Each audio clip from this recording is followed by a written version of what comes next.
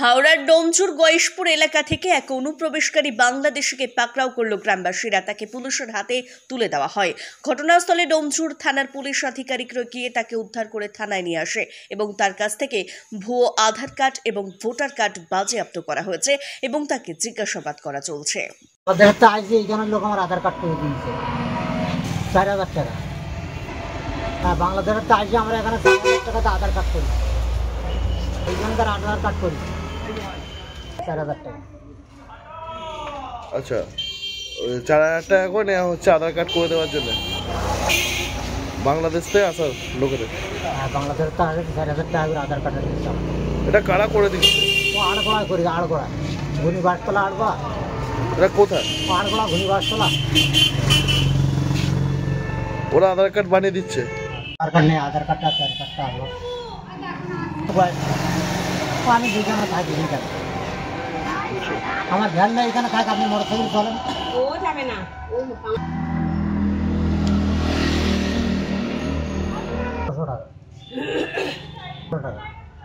আমি যখন বাংলাদেশের তাই তখন 16 টাকা নিত দালাল মাধ্যমে।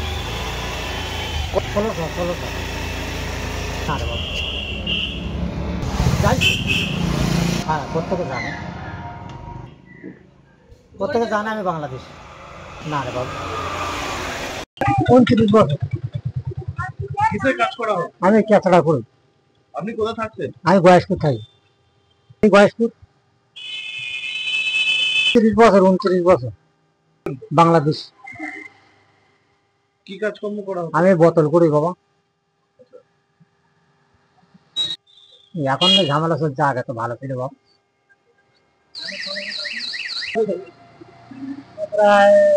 প্রায় 2 মাইল।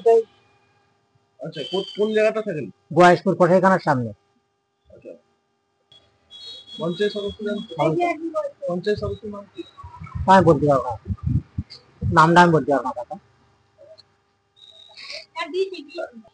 আপনি লুকিয়ে চুরি এখানে থাকছেন? আমি মানে দালাল মাধ্যমে আছি। দালাল মাধ্যমে বাংলাদেশ থেকে চলে আসছেন? কতদিন হলো? 29 বছর থেকে রয়েছে। আপনার নাম? ইবাদুল মোল্লা।